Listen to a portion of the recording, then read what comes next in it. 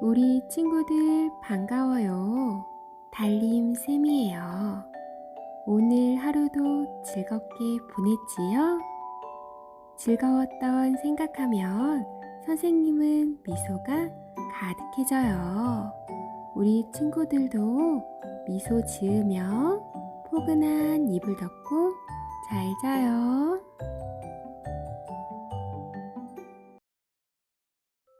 첫 번째 이야기, 제주꾼 오영재. 옛날하고도 아주 먼 옛날이었어요. 깊은 산골짝 어느 마을에 사이좋은 할아버지와 할머니가 살고 있었답니다.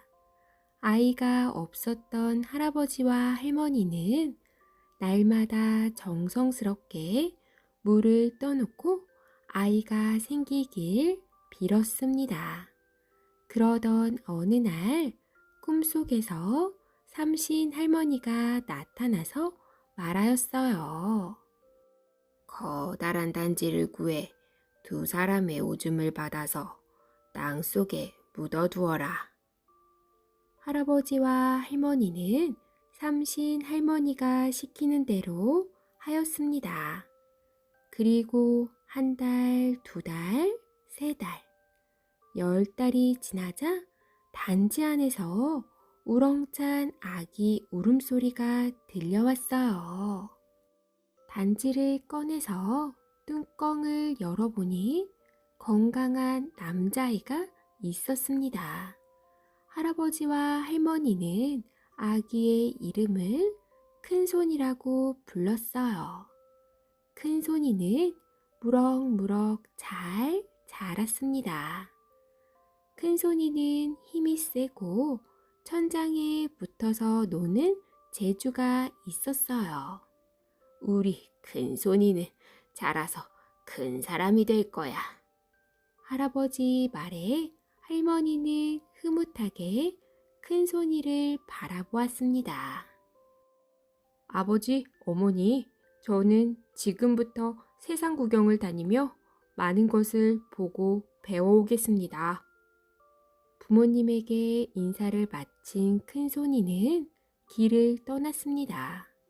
얼마나 걸어갔을까? 산 중턱에 있는 커다란 나무가 누웠다 일어났다 쉴 새 없이 움직였습니다. 가까이 다가가서 보니 웬 사내아이가 코를 골면서 자고 있었는데 코로 숨을 들이쉬면 나무가 눕고 반대로 숨을 내쉬면 나무가 일어섰어요. 큰손이는 자는 아이를 깨웠습니다. 나는 힘이 장사인 큰손이다. 너는 누구냐? 나는 콧바람이 센 콧김인데 세상 구경을 나왔어. 두 사람은 금세 친해져서 함께 길을 떠났습니다. 한참을 가자 두 사람 발밑으로 흙탕물이 흘렀어요. 도대체 어디서 이렇게 많은 흙탕물이 흘러오는 걸까? 아, 큰손이야. 이건 흙탕물이 아니고 오줌이야. 저길 봐.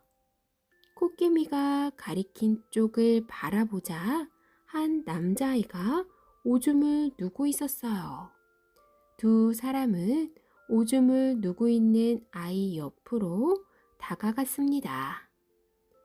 우리는 큰손이 코끼미다. 너는 누구냐? 나는 엄청나게 오줌을 많이 누는 오줌이다. 셋은 친구가 되어서 함께 세상 구경을 떠났습니다. 셋 친구가 한참을 가다 보니 남자아이 혼자서 옷구름의 커다란 배를 메어서 끌고 갔어요. 셋 친구는 매우 신기한 듯 바라보았습니다. 우리는 큰손이, 코끼미, 오줌이다. 너는 누구냐? 나는 배돌이인데 세상 구경을 나왔다.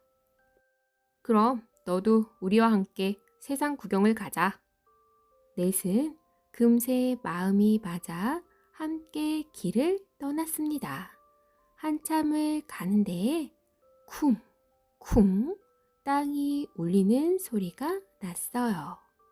내 친구는 소리가 나는 곳으로 달려갔습니다. 가까이 가서 보니 산에 아이가 무쇠 신을 신고 걸어가고 있었어요.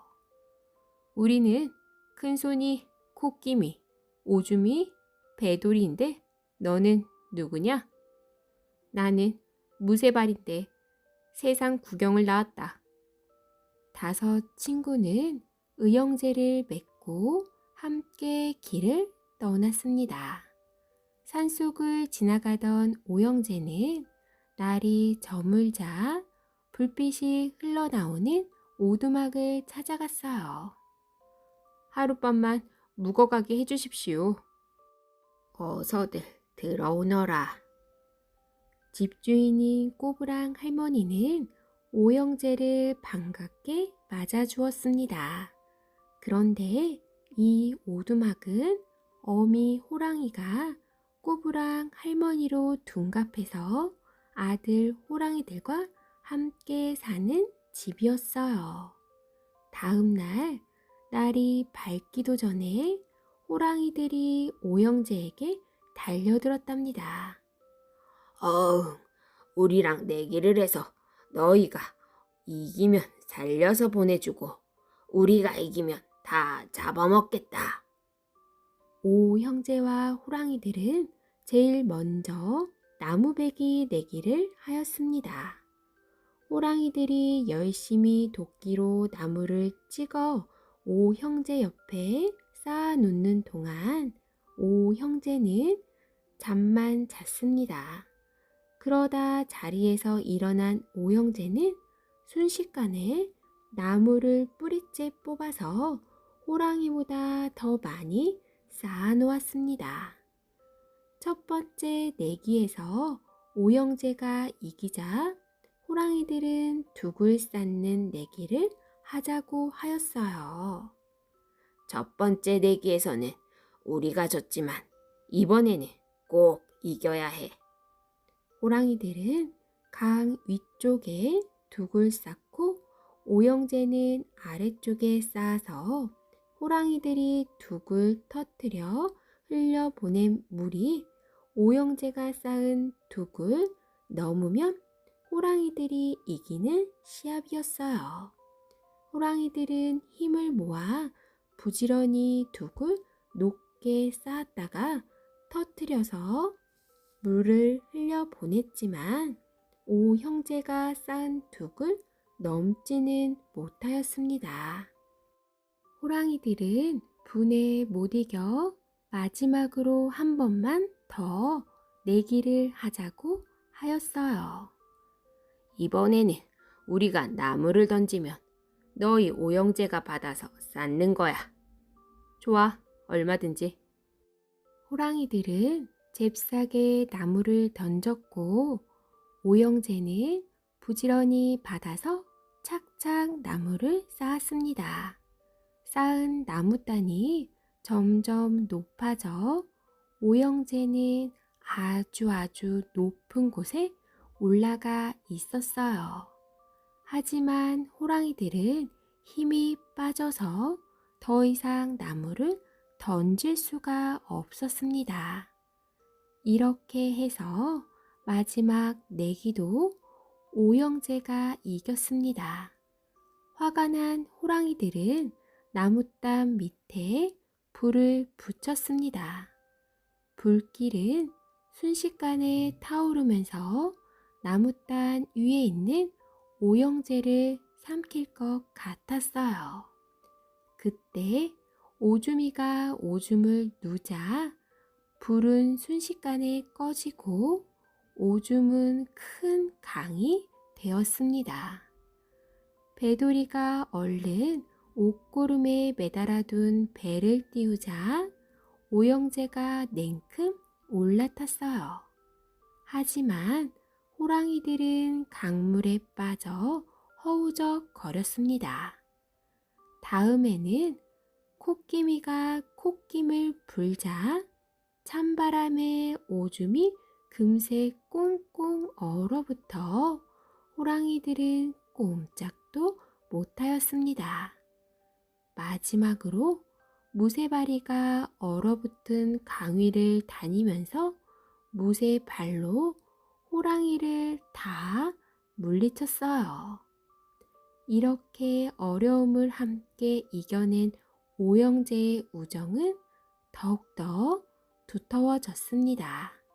그리고 오형제는 사이좋게 세상 구경을 하기 위해 길을 떠났답니다.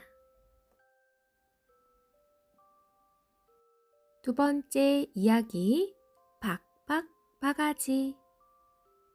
옛날 어느 산골 마을에 할아버지 할머니가 살았어요.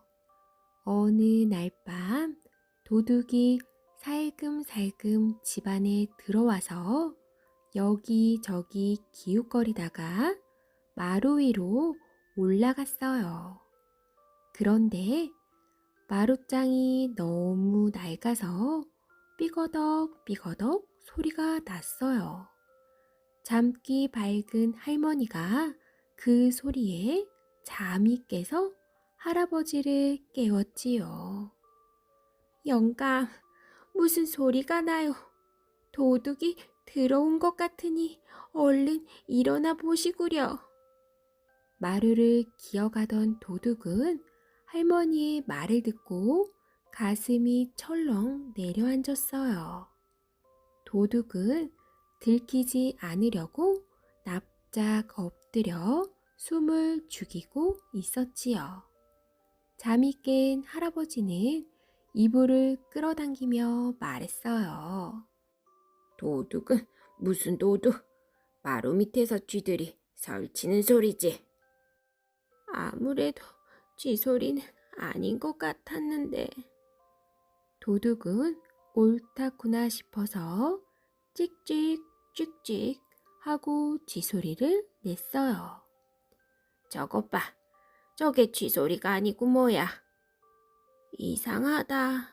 쥐 소리치고는 너무 큰걸. 그럼 고양이 소리인 게지. 고양이 소리도 아닌데. 영감, 그러지 말고 어서 나가봐요. 도둑은 할머니에게 들킬 것 같아 마음이 조마조마했어요. 그래서 얼른 야옹 야옹 하고 고양이 소리를 냈지요. 저것 봐, 틀림없는 고양이 소리 아니요. 도둑이 흉내내는 소리에 할아버지는 잘도 속아주는데 할머니는 쉽게 속지 않았어요. 무슨 고양이 소리가 저렇게 굵어요. 그럼 고양이를 쫓아온 개소리겠지.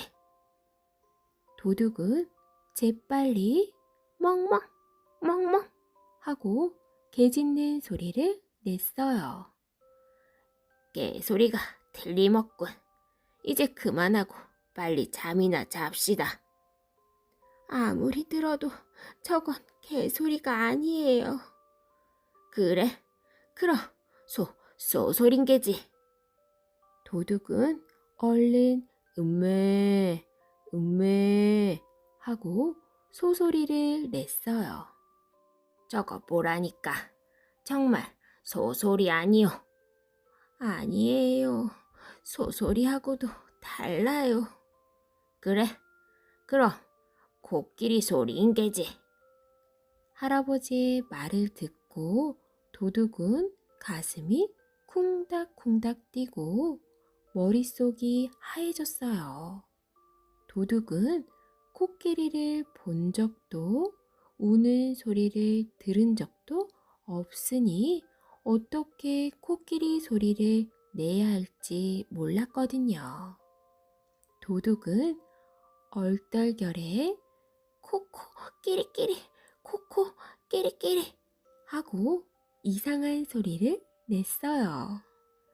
에구머니, 저게 무슨 소리람? 여보, 영감, 저게 코끼리 소리예요. 글쎄, 코끼리 소리인지 아닌지 내가 알게 뭐야. 아마 코끼리가 저렇게 우나 보지. 아이고, 영감, 우리 동네에 무슨 코끼리가 있다고. 그만 꾸물거리고 나가봐요. 알았어요. 내가 나가보지. 할아버지는 마지 못해 부시럭부시럭 자리에서 일어났어요. 깜짝 놀라 부엌으로 도망간 도둑은 여기저기 헤매다 커다란 물독으로 퐁당 뛰어들었어요. 그러고는 바가지를 뒤집어 썼어요. 마당으로 나온 할아버지는 여기저기 둘러보다 부엌으로 들어갔답니다. 할아버지는 뒷짐을 지고 이리저리 살피더니 물독에 불룩 나온 바가지를 툭 치며 말했어요. 바가지가 낸 소리인가? 숨을 죽이고 있던 도둑은 빡빡 바가지, 빡빡 바가지 하고 소리를 냈어요. 할아버지는 가만히 바가지를 들여다보면서 허허, 바가지가 맞네. 바가지가 맞아. 하고 다시 방으로 들어갔어요. 도둑은 새벽녘이 되어서야 간신히 할아버지 집에서 빠져나왔답니다. 도둑은 굶어 죽으면 죽었지 다시는 도둑질을 하지 않겠다고 결심했어요.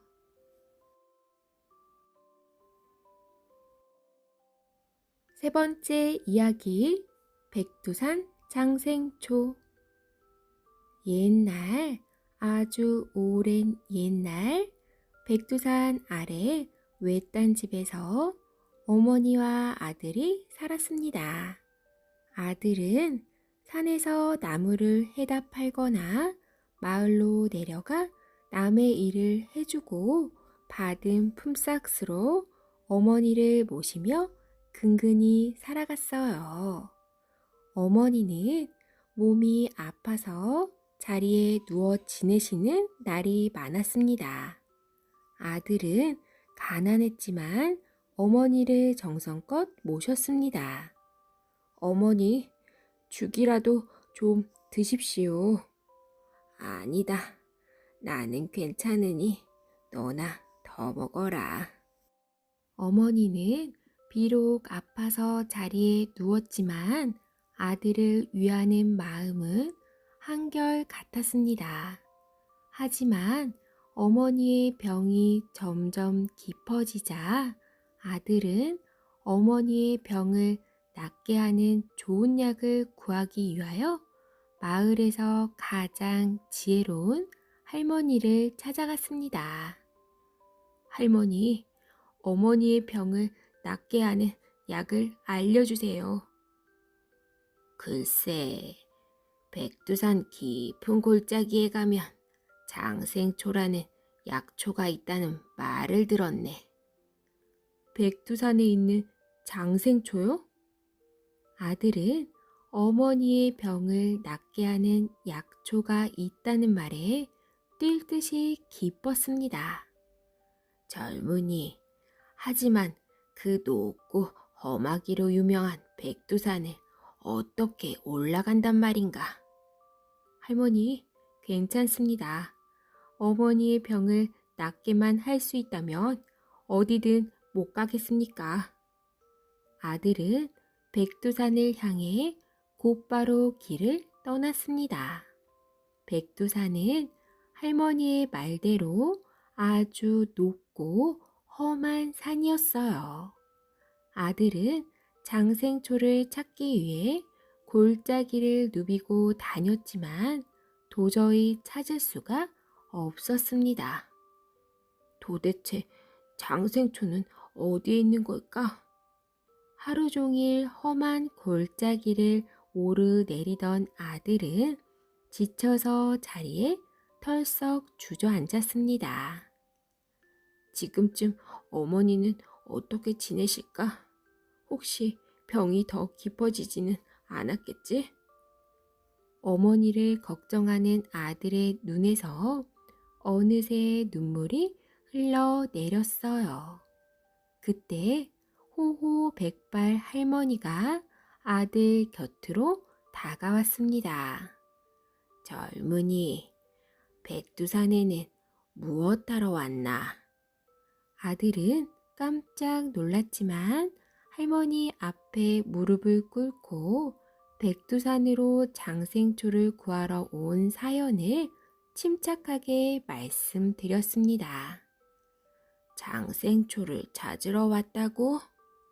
네, 할머니. 혹시 장생초가 있는 곳을 아시나요?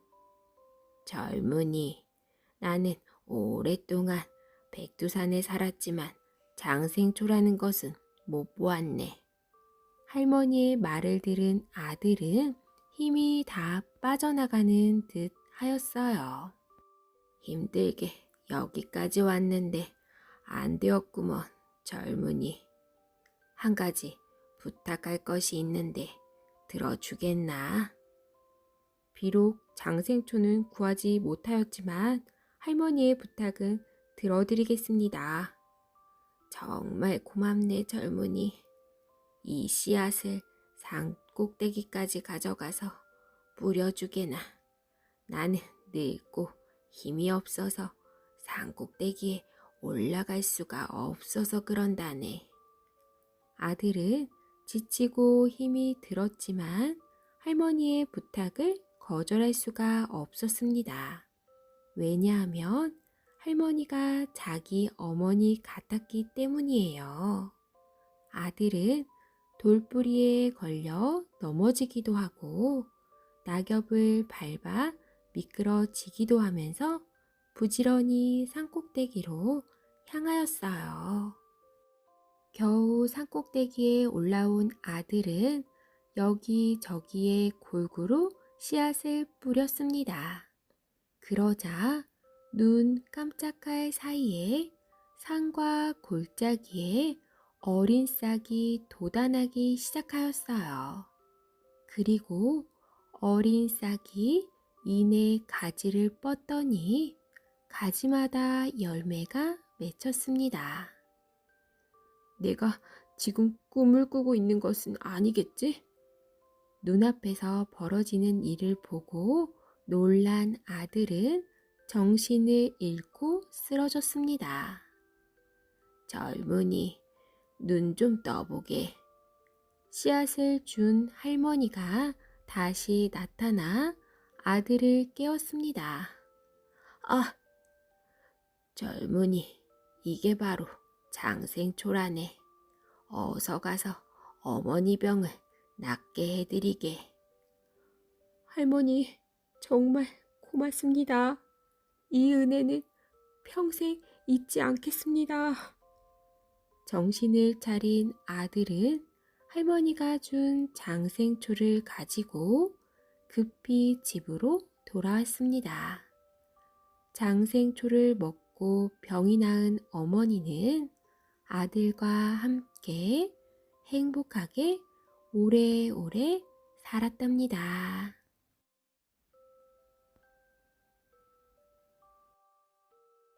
네 번째 이야기, 가재가 된 징거미. 옛날 옛적에 호랑이가 담배를 피우고 까마까치가 말을 할 적 이야기랍니다. 졸졸졸 흐르는 맑디 맑은 냇물 속에 징거미들이 모여 살고 있었어요. 징거미가 뭐냐고요? 징거미는 냇물에 사는 새우인데 다른 새우들보다 몸이 3배쯤 크답니다. 같은 새우이지만 새뱅이들은 징거미를 무척 부러워했어요. 너희들은 정말 멋진 몸을 가졌어. 우리도 너희들처럼 몸이 크다면 얼마나 좋을까? 새뱅이들이 부러워하면 징거미들은 허리를 쭉 펴고 으스대며 헤엄쳐 다녔어요. 그런데 한 징거미는 그런 것을 다 시시하게 생각했답니다. 우리가 뭘 멋있게 생겼단 말이야? 그 징거미는 남의 것만 보면 무조건 좋게 생각하고 부러워했어요. 그래서 송사리처럼 방정 떨며 헤엄을 쳐보기도 하고 붕어처럼 하루 종일 입을 빠끔거리며 다니기도 했지요. 그런데 어느 날 징거미는 정말 멋진 친구를 만났답니다. 바로 개였어요. 우와, 저 멋진 쥐개발 좀 봐. 개가 쥐개발로 먹이 잡는 것을 보고 징거미는 부러워서 입이 딱 벌어졌습니다. 저 단단한 등딱지, 아무리 사나운 적이 공격해도 끄떡 없겠어. 징거미의 눈에는 개가 용감한 장군처럼 보였어요. 그날부터 징거미는 오직 개 생각만 했답니다. 개가 너무너무 부러워서 잠도 안 오고 밥맛도 없었어요. 아, 내가 개라면 얼마나 좋을까? 내가 개라면 쥐개발을 번쩍 들고 멋있게 걸어 다닐 텐데. 그러면 모두들 얼마나 부러워할까? 나는 왜 개로 태어나지 않았을까? 며칠 동안 끙끙 앓던 징거미는 그럴듯한 생각을 해냈습니다. 용왕님께 부탁해보자. 징거미는 용왕님을 만나기 위해 집을 떠났어요. 물속에 사는 우리들은 전부 용왕님이 만드셨으니까 내게도 개처럼 단단한 등딱지와 쥐개발을 붙여주실 수 있을 거야. 징거미는 용왕님이 사는 용국에 도착했습니다. 색색의 물고기들이 그림처럼 헤엄쳐 다니고 산호들이 숲을 이루는 아름다운 곳이었어요. 그러나 개처럼 단단한 몸을 갖고 싶은 징거미에게는 그런 모습들이 하나도 즐겁지 않았답니다. 용왕님을 만나자마자 징거미는 불평을 해댔어요. 용왕님, 저는 개처럼 몸이 단단하지 않아서 너무너무 슬퍼요. 내 몸이 어때서 그러느냐? 내가 너를 만들려고 며칠을 생각했는지 아느냐? 용왕님이 달랬지만 징거미는 듣지 않았습니다. 제게도 단단한 등딱지와 쥐개발을 주세요. 마침내 용왕님은 고개를 끄덕였어요. 정 원한다면 내게도 단단한 등딱지와 쥐개발을 주겠다. 오늘 밤 내가 자는 동안에 붙여주마. 용왕님, 고맙습니다. 정말 고맙습니다. 이 은혜 절대 잊지 않겠습니다. 징거미는 용왕님께 절을 하고 또 했어요. 그리고 둥실둥실 춤을 추면서 용궁을 나왔지요. 이튿날 아침 일찍 징거미는 자리에서 벌떡 일어났습니다. 얼른 자기 몸을 더듬어 보았어요. 우와, 이 단단한 몸, 멋진 쥐개발. 징거미의 소원대로 단단한 등딱지와 쥐개발이 붙어 있었어요. 용왕님, 고맙습니다. 고맙습니다. 징거미는 용궁 쪽에다 넙죽 절을 하고는 밖으로 뛰어나갔어요. 돌처럼 단단한 몸을 자랑하고 싶어서 가만히 있을 수가 없었거든요. 얘들아, 얘들아! 먼저 친구 징거미들에게 달려갔어요. 그런데 몸이 무거워서 전처럼 빨리 움직일 수가 없었답니다. 얘들아, 나 봐라! 징거미는 친구들을 보자마자 자랑을 늘어놓았어요. 어떤 먹이도 놓치지 않을 이 집게발을 봐. 어떤 적이 공격을 해도 끄떡없을 내 등딱지를 보라고. 징거미는 모두 잘 볼 수 있도록 제자리에서 맴을 돌았답니다. 너희들에겐 이런 거 없지? 없지? 친구 징거미들이 콧방귀를 뀌었어요. 아니, 이게 징거미야, 개야. 아우, 징그러워.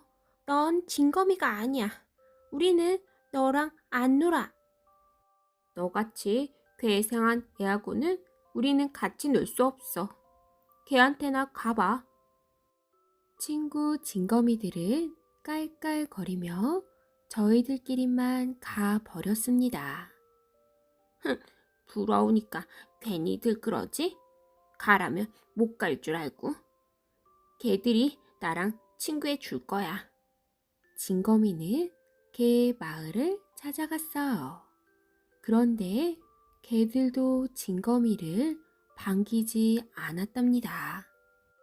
아니, 이게 뭐야? 몸은 징거미를 닮고 발과 등딱지는 우릴 닮았네. 이 괴상하고 징그러운 애가 어디서 왔지? 제 분수를 모르다니 부끄러운 줄 알아. 가라고. 우리 마을에서 썩 나가. 개들은 집게발을 쳐들고 사납게 흔들어 댔습니다. 징거미는 슬금슬금 뒷걸음으로 도망쳤어요. 무섭고 부끄러워서 아무도 없는 산골짜기로 올라가 돌 밑에 숨어 버렸답니다. 사람들은 징거미도 아니고 개도 아닌 이 징거미를 가재라고 부르기 시작했어요. 가재는 지금도 산골짜기 돌 밑에 숨어 산답니다. 그러다 누군가 만나면 슬금슬금 뒷걸음질쳐 도망간대요.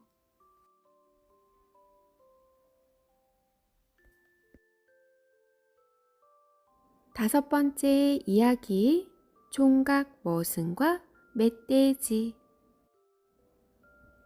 옛날에 마음씨 착한 총각이 마음씨 고약한 주인 집에서 머슴살이를 했어요.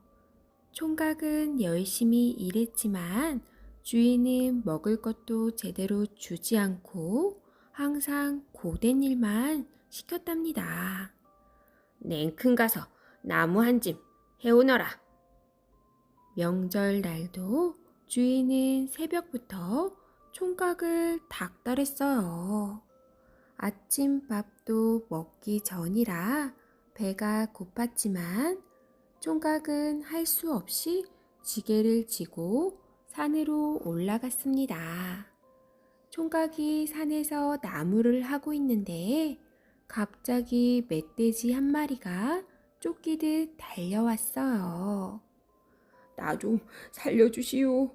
사냥꾼이 쫓아오고 있소. 멧돼지가 애원을 했습니다. 총각은 재빨리 베어놓은 나무 더미 속에 멧돼지를 숨겨 주었어요. 얼마 후 활을 든 사냥꾼이 헐레벌떡 달려왔습니다. 여보시오, 총각. 방금 이리로 멧돼지 한 마리 달아나는 거 못 봤소? 아, 네, 바로 저쪽으로 달아났습니다. 총각은 시치미를 뚝 떼고 말했지요. 사냥꾼이 사라지자 나무더미 속에서 나온 멧돼지는 눈물을 흘리며 말했습니다. 총각은 내 목숨을 살려준 사람이요. 이 은혜를 갚고 싶으니 이제부터는 내가 시키는 대로 하시오. 총각은 고개를 끄덕였어요. 멧돼지의 말에 따라 총각은 아랫마을 대감집 머슴이 되었습니다. 그리고 멧돼지가 시킨 대로 새 주인에게 이렇게 말했어요. 지게보다는 황소를 몰고 가서 더 많은 나무를 해오겠습니다. 그러자 대감은 고개를 내저었어요. 저 황소는 어찌나 사나운지 천하의 장사라도 부릴 수가 없다네. 하지만 총각이 고삐를 잡자 황소는 고분고분 말을 따랐답니다. 참 신기한 일이로고. 대감은 고개를 갸우뚱했어요. 총각이 황소를 몰고 오자 멧돼지가 말했습니다. 나무는 내가 해놓을 테니 총각은 그동안 쉬엄쉬엄 나무 묶을 칡덩굴이나 끊어오시오. 총각이 멧돼지가 해놓은 나무를 황소 등에 산더미처럼 싣고 돌아오자 대감은 눈이 휘둥그레졌어요. 저렇게 사나운 소를 순한 양처럼 부리다니. 저 총각은 예살 사람이 아니로구나. 대감은 총각 머슴이 마음에 쏙 들었답니다. 내게 시집 보낼 딸이 있는데 자네 내 사위가 되지 않겠나? 총각은 뜻밖의 말에 깜짝 놀랐어요. 대감님, 황송한 말씀이지만 제게도 생각할 시간을 좀 주십시오. 총각은 냉큼 네라고 대답하고 싶었지만 멧돼지에게 물어보고 결정하려고 대답을 미루었답니다. 허겁지겁 산으로 달려간 총각에게 멧돼지가 말했어요. 그렇게 될 줄 알았소. 대감의 딸과 결혼하시오. 하지만 혼인 전날 밤에는 절대로 자지 말고 기다렸다가 밖에서 내가 부르거든 나와야 합니다. 3번 부르기 전에 꼭 나와야 하오. 잊지 마시오. 마침내 총각과 대감댁 딸은 성대하게 혼인식을 치렀어요. 총각은 너무 기뻐서 꿈을 꾸는 것만 같았답니다. 첫날 밤이 되었어요. 잔치 손님들이 주는 술을 받아 마신 데다 혼인식을 치르느라 몹시 피곤했던 신랑은 깜빡 잠이 들고 말았습니다. 새 신랑님, 빨리 나오시오. 멧돼지가 아무리 불러도 신랑은 잠에서 깨어나지 못했어요. 멧돼지가 4번이나 불러서야 겨우 잠에서 깨어난 신랑은 불이 나게 밖으로 뛰어나갔습니다. 때는 이미 늦었소. 당신 신부는 벌써 지네란 놈이 업어갔소. 멧돼지가 말했어요. 신부는 이미 온데간데 없었답니다. 어서 내 등에 타시오. 신부를 찾으려면 전년 묵은 지네를 찾아가야 하오. 멧돼지는 신랑을 등에 태우고 바람같이 달렸어요. 저게 바로 그 지네의 집이라오. 이제부터 꼭 내가 시키는 대로 하시오. 우선 저 집 지붕 위로 올라가서 마당으로 뛰어내리며 소리치시오. 멧돼지는 신랑에게 그 다음 할 일들도 차근차근 알려주었어요. 멧돼지가 시킨 대로 신랑은 지붕 위로 올라갔어요. 그리고 마당으로 뛰어내리며 소리쳤지요. 이놈, 무얼 하고 있느냐? 아이쿠, 하나님 오셨군요. 사람의 모습을 한 지네가 허둥지둥 달려나왔어요. 지네는 신랑을 하느님으로 알고 정성껏 대접했답니다.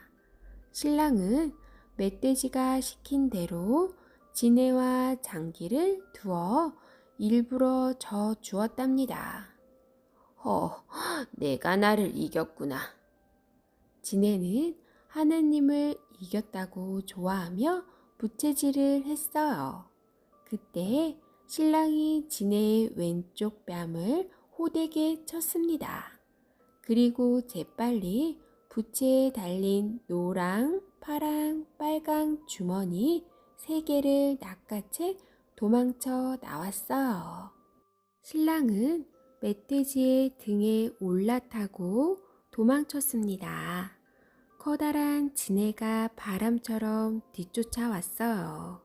지네가 둘을 거의 다 따라잡았을 때 멧돼지가 소리쳤습니다. 노랑 주머니를 던지시오.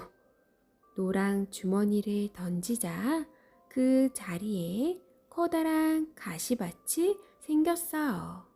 그러나 지네는 가시 덤불을 헤치며 막무가내로 쫓아왔답니다. 아슬아슬 다시 잡힐 듯 하자 멧돼지가 소리쳤어요. 이번에는 파란 주머니를 던지시오.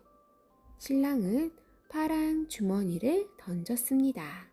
파랑 주머니가 떨어진 그곳에는 금세 바다가 생겼어요. 지네는 재빨리 파리로 변해 바다 위를 날아왔습니다. 이제 주머니는 하나밖에 남지 않았어요.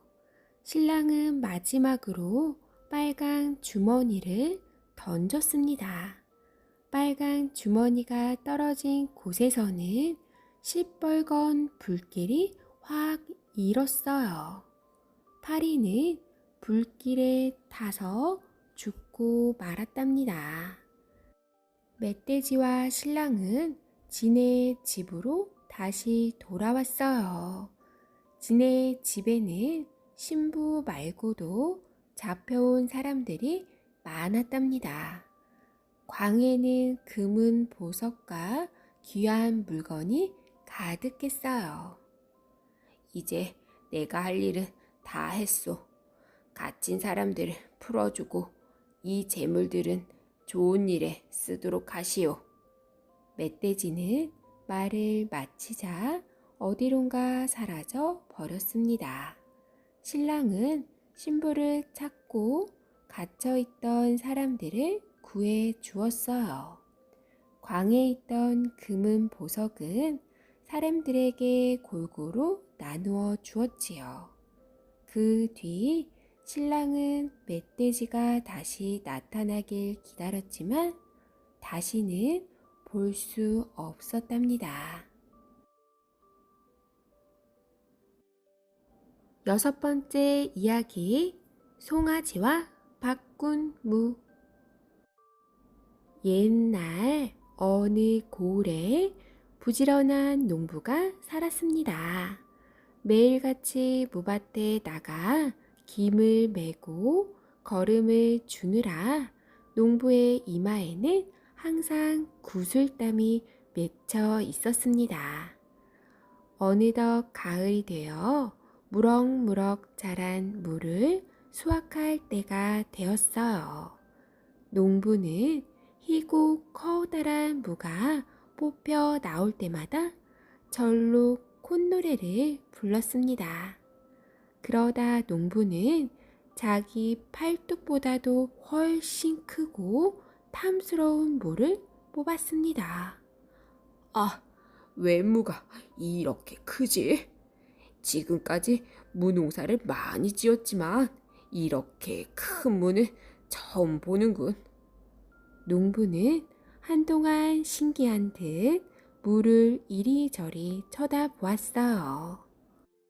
이렇게 큰 무는 장에 내다 팔기 아까우니 사또께 바쳐야겠군. 농부는 큰 물을 가지고 관아로 갔습니다. 무슨 일로 나를 찾아왔느냐? 사또, 그동안 제가 무농사를 지어왔지만 이렇게 크고 탐스러운 물을 수확하기는 처음입니다.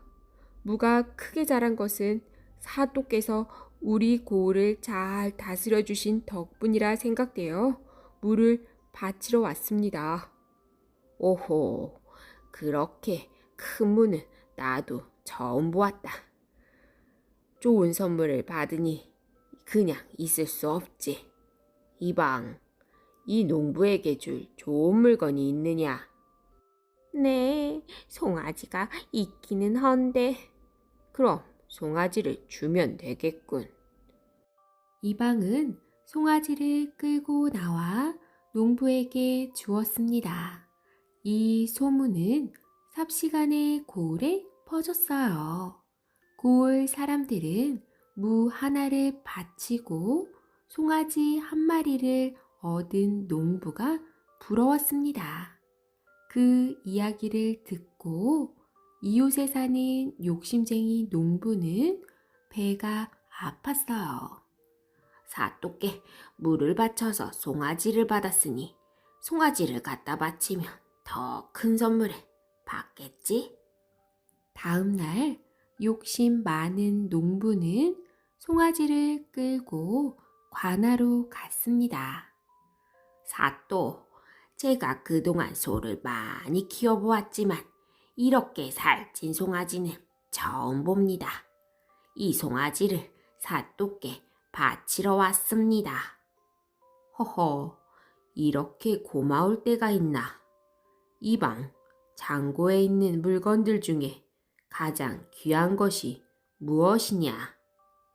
사또의 말에 욕심 많은 농부는 횡재를 할 생각에 가슴까지 벌렁거렸습니다.